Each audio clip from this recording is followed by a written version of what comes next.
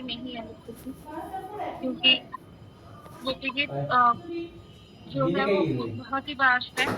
और जो भी अगर डिवोटीज को सुनना चाहते हैं तो then don't just listen this, because बिना डिवोटी के आप बिना अगर डिवोटी नहीं है आपको समझ में नहीं आएगा। तो अगर आप डिवोटी है तभी आप समझ पाएंगे, वरना कुछ समझ में नहीं आएगा और आप बस गलत फहमी ले जाएंगे। तो if you are a devotee, then just listen it. If you are not, then just listen something else, but not copy it. तो आज जो है हम टेक्स्ट 9 करने जा रहे हैं और ये टेक्स्ट 9 जो है वो बहुत ही ज्यादा इम्पोर्टेंट है हमारे लिए, पूरी गौड़ीय संप्रदाय के लिए और पूरी मतलब इससे मतलब आज बहुत कुछ होगा। मतलब इससे पता चल रहा है कि प्रचार जो है वो कैसे होना चाहिए। प्रचार, ठीक है, ये प्रचार की सेंस में आता है। तो पहले मैं उसका फ्लो का और उसका ट्रांसलेशन कर लेते हैं, देन हम करेंगे। फाल्गुनी मेरी स्क्रीन दिख रही है?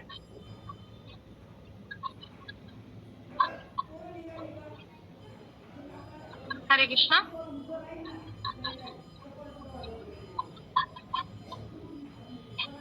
माता जी दिख रही है? ठीक है, तो यहाँ पे बोला गया है तब कथामृतं सप्त जीवनं कवि विरीडितं कर्म सापहं श्रवण मंगलम श्रीमदाततं भुवि गुणींति ते भूरिदा जनः। ट्रांसलेशन में बोलते हैं, प्रभु तुम्हारी लीला कथा भी अमृत स्वरूप है। विरह से सताए हुए लोगों के लिए तो वह सर्वस्व जीवन ही है। बड़े बड़े ज्ञानी महात्माओं भक्त कवियों ने उसका गान किया है। वह सारे पाप ताप तो मिटाती है, साथ ही श्रवण मास से परम मंगल परम कल्याण की गान भी करती है। वह परम सुंदर परम मधुर और बहुत विस्तृत भी है। जो तुम्हारी उस लीला कथा का गान करता है वास्तव में भूलोक में भी सबसे बड़ा गाता है। तो यहाँ पे बोला गया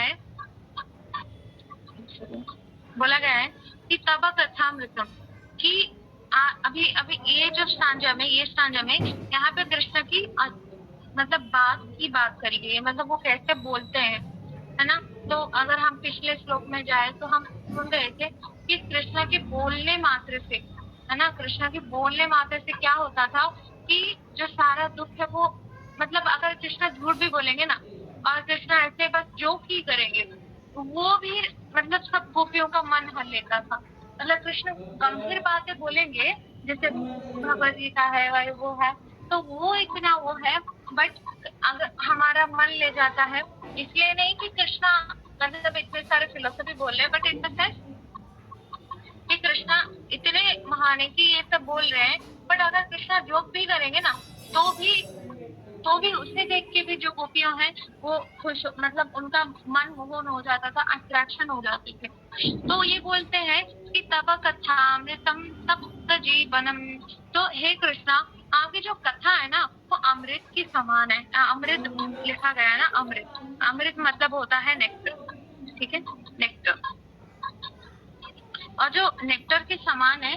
और तप्त जीवनम मतलब बोला गया है कि जो विरह में रहते हैं भगवान, जो विरह में उसके लिए क्या है कि वो तो मतलब प्रसाद के स्वरूप है। तो आप बोल सकते हैं यहाँ पे वही हो रहा है, मतलब जब चैतन्य महाप्रभु आए थे ना 12 साल बस ये डिस्कस कर रहे थे कि कृष्ण की रूप कैसी है, गुण कैसी है, लीलाएं कैसी है, बस यही सब चल रहा था। कभी ये डिस्कस नहीं करते थे, मतलब जो अंतरंग उनके एसोसिएट से ये डिस्कस नहीं कर, हाँ 3 गुण क्या है, ये क्या वो क्या है, हमें समझना है। इसलिए मैं बोल रही हूँ ये जो बातें हैं ये आम आदमी के लिए नहीं है, ये सिर्फ भक्तों के लिए है। नहीं तो भक्त क्या बनेंगे, सहजिया बन जाएंगे। हम जब प्रचार करते हैं, हम फिलोसफी का प्रचार इसलिए करते हैं क्योंकि हमें नहीं पता कि सामने वाला का जो अधिकार है वो किस लेवल में है। तो अगर किसी का अधिकार नहीं है सुनने से तो वो क्या बन जाएगा, वो सहजिया बन जाएगा। सहजिया का मतलब ही यही होता है कि वो इमिटेशन करते रहते हैं। जो लिबरेटर्स होते हैं तो साधक अवस्था में, पर इमिटेशन करेंगे जो लिबरेटर स्टेज में है उनको। आज मैं भागवतम पढ़ रही थी तो वहां पे बोला गया है, तो बोलते हैं प्रपात कि अगर ये गधे अगर सोच भी नहीं सकते कि एक लिबरेटर स्टेट के जो भक्त है वो कैसे रेसिप्रोकेट करते हैं कृष्ण से, ये इनके लिए ड्रीम है। और एक लिबरेटर स्टेज के लिए भी ड्रीम है। ये समझना कि ये लोग इतना भोग कर कैसे पा रहे हैं, है ना? क्या आता है मन में कि ये इतने भोग कर पा रहे हैं। और हमारे लिए ये ड्रीम है कि ये लोग इतने, उनका एंगेजमेंट कैसा है हम लोग के साथ, जो भगवान के साथ। तो जो श्री चैतन्य महाप्रभु है, वो 12 साल अपने जो सहचर जो भी थे, इटर्नल एसोसिएट थे, उनके साथ बैठ के यही रूप गुण लीला वो करती है। अगर हम बात करें ना कि हम बोलते हैं, वैसे मैं बोल रही हूँ कि ये बातें जो है वो डिवोटी के लिए ही है, मतलब थोड़ा एडवांस डिवोटी के लिए। तो अगर हम बोलते हैं ना कि कृष्ण को तब तो हमें समझो, तो मैं कल बोल रही थी कि जो मतलब कृष्ण खुद भगवत गीता में बोल रहे हैं कि जन्म कर्म च मे विद्यम, जो तत्व करके मुझे तत्व से समझो। ठीक है, तत्व से समझना ही है। बट यहाँ पे गोपियां ये बोल रही है कि भगवान अगर भी कोई आपको तत्व से नहीं समझा, पर सिर्फ आपको सुनता रहा है, आपका लीलाओं को सुन रहा है, फिर भी भगवान आपसे उसका क्या होगा, अट्रैक्शन हो जाएगा। जैसे जैसे जो हम मूवी देखते थे ना, तो जब इंटरनेट नहीं था तो हम मूवी देखते थे, जैसे बहुत सारी बॉलीवुड के हीरो की, जैसे अमिताभ बच्चन की, उसकी इसकी, है ना। तो मूवी से क्या होता था, ऑटोमेटिक अट्रैक्शन हो जाता था, हमें कुछ भी नहीं पता था उनके बारे में। हम अभी जान रहे हैं कि पर्सनल लाइफ क्या है, सॉरी, पर्सनल लाइफ क्या है क्या नहीं है। अभी हम देख पा रहे हैं सोशल मीडिया में, अरे ये तो बिल्कुल ही डिफरेंट है। बट यहाँ तो कृष्णा रियल हीरो है ना, और जो कर रहे हैं वो रियलिटी में हो रहा है। और कृष्णा हमें लीला इसलिए कर रहे हैं ताकि हम इम्प्रेस हो जाए, हम अट्रैक्शन हो हमसे भगवान की। बट हम क्या, तो गोपियां जो है वो यही बोल रही कि भगवान आपकी कोई तत्व भी नहीं समझा ना, अगर आपकी लीलाएं पढ़ता रहेगा तो भी तब भी वो अट्रैक्शन होगा। क्योंकि जब हम, इसलिए प्रपात बोलते थे कि कृष्णा बुक पढ़ो, है ना, वरना आप दुखी सुखे हो जाओगे, है ना। फिलोसफी तो समझना ही है। कौन गधा कह रहा है कि फिलोसफी नहीं समझता? सिद्धांत तो बोलिए अच्छी से ना करा आलस, सिद्धांत को समझने के लिए आलस मत करो।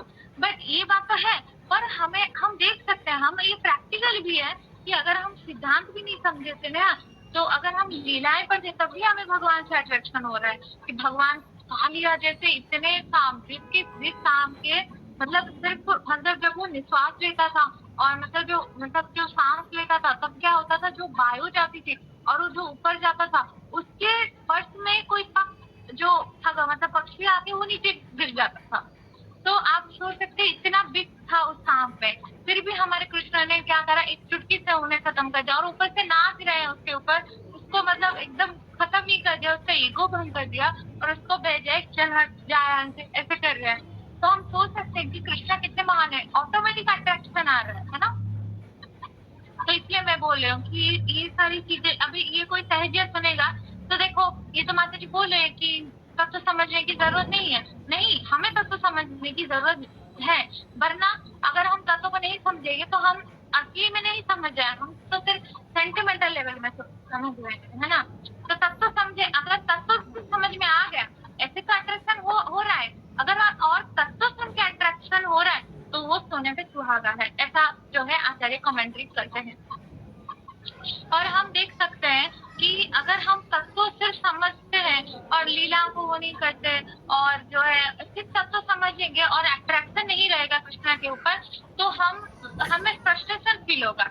हाँ ठीक है, वो है, ये है, हाँ ठीक है ऐसे ऐसे करते रहेंगे।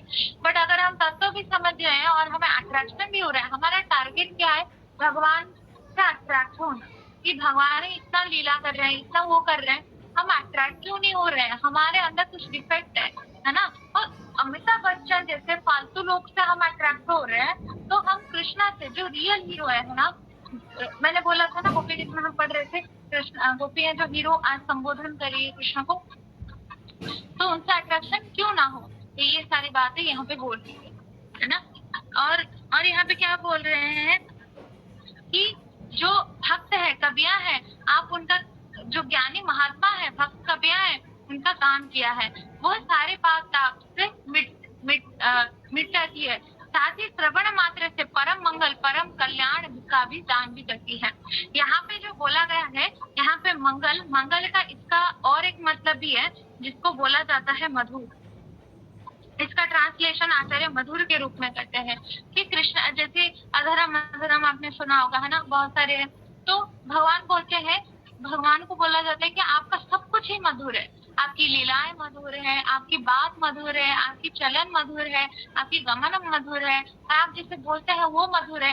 भगवान आपकी सारी चीज मधुर है ना, मधुरम है ना, मंगलम का, और परम कल्याण दान भी करता है।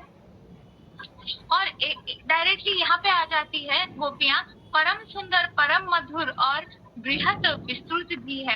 तो यहाँ पे हाईलाइट करने वाली जो ये बात है कि यहाँ पे डायरेक्टली परम सुंदर और परम मधुर और बहुत विस्तृत इसमें आ जाती है गोपियां। हम जो श्री श्रीधर महाराज है, जो कि गौड़ीय वैष्णव है, जो कि श्रील प्रभुपाद के मतलब बहुत ही करीब गॉड ब्रदर हो चुके हैं और बहुत ही हेल्प किया है उन्होंने प्रभुपाद को। वो बोलते हैं अपनी जो उनकी जो अगर हम एसेंस ले लाइफ का, तो यही बोलते हैं कि हमारी पूरी गौड़ीय सिद्धांत जो है वो कृष्णा की ब्यूटी में छुपी है। बस हम ब्यूटी पे फोकस करते हैं। हमें ये मतलब नहीं है कि कृष्णा कितने वीर है, कृष्णा ने इतने राक्षस को मार दिया, कृष्णा वो, हाँ वो है, पर वो द्वारिकावासी के लिए है कि कृष्णा कितने, पर हमारे लिए क्या है कि कृष्णा कितने मधुर है, कृष्णा की हंसी कितनी मधुर है, कृष्णा की आंखें कितनी वो है। ऐसा नहीं कि हम सहजियाओं की तरह कर रहे हैं, यहाँ पे गोपियां एकदम फिलोसॉफिकली बात करके वो करती है। तो ये बहुत ही इम्पोर्टेंट है कि हमारे आचार्यों क्या बोलते हैं कि हमारी पूरी जो है वो सुंदरता पे निर्भर है। श्रवण मंडल गृणीता ते भूरी जना, बोल रही है जो तुम्हारी उस लीला कथा का गान करता है।